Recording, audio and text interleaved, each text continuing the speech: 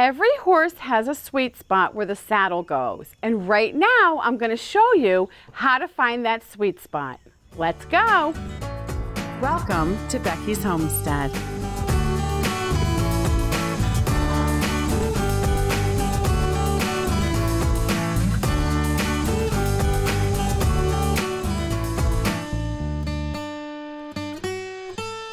So the sweet spot on a horse is between the shoulder blade and the last rib.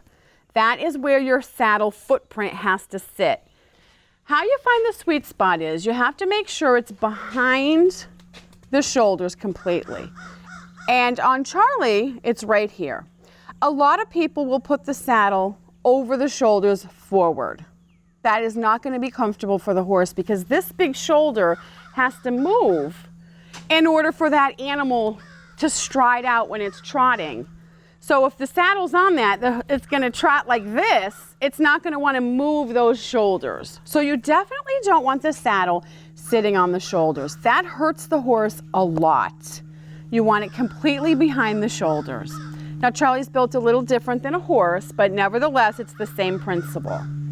Then in the back, you might think, oh, well, Charlie has a pretty long back, so he could take a really long saddle. You know, that's not true. You have to go and find the last rib. So you can feel for that, and then you follow it up, or you can kind of use the hair pattern and follow it up. And for Charlie, it's right here. That's where it is. So I had to find a saddle that would fit in this sweet spot. Now, the interesting thing is, if you can do that and get your saddle to fit right in the sweet spot, that animal can carry a tremendous amount of weight for quite a long period of time. That's the strongest area of the horse to carry the rider. And it is very strong if you can get the saddle in that spot.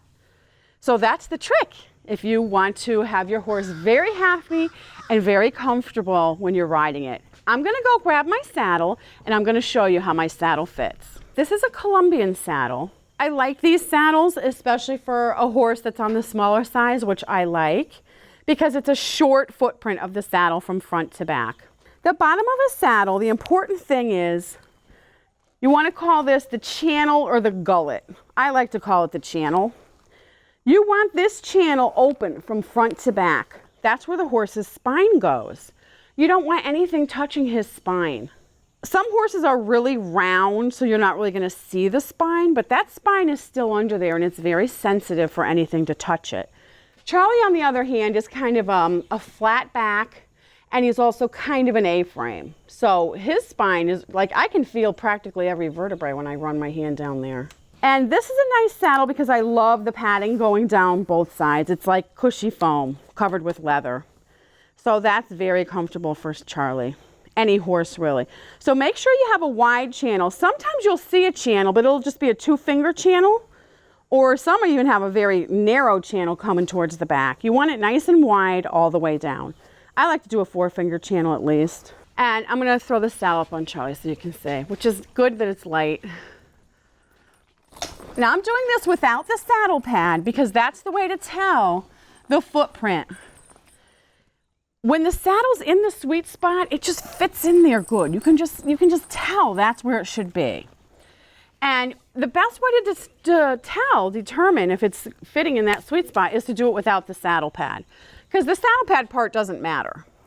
Now, Charlie's shoulder comes around, and it might seem like this is over it, but it isn't, because obviously there's just a little bit of leather there, and if you bend the leather back, both pieces you can see, the actual saddle that sits on them, is behind his shoulder completely. So these two little decoration pieces that don't even touch them don't matter. It is completely behind his shoulder. And I do notice if I trot Charlie a lot, his movement of his shoulder will actually move my saddle back even a little farther to there, because that just needs room. That's a lot of power right there that has to move. And I like this saddle also because this part does cut back. You know, some saddles come straight down. Some saddles have a flap that goes over the shoulder, some jumping saddles. I don't know, I don't want anything on there. For me personally, I like when it comes back like that.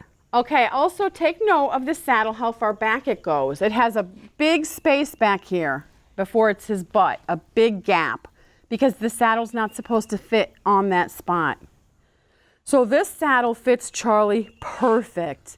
And he never has a bad attitude, and he's always calm and happy like this, because I have the saddle fitting him properly. The sweet spot is the most important thing, your saddle fitting into the sweet spot. Don't worry about the girth groove. You can move and add and change where the billets go to hold the girth on the saddle.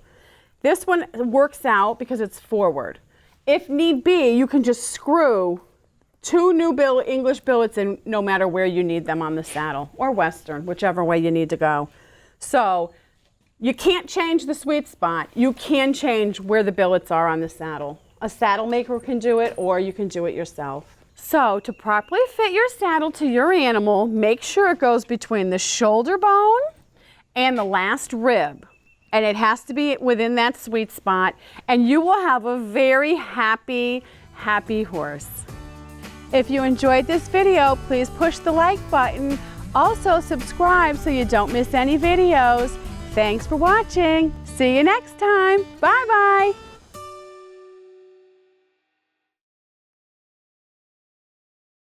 This is the first one. It's good. I love you too. I love you so much. Look at that lip. That's a lot of movement in that lip. What you need to do is you have to get behind. He's pulling my pockets. He's very distracting. Charlie, stop it.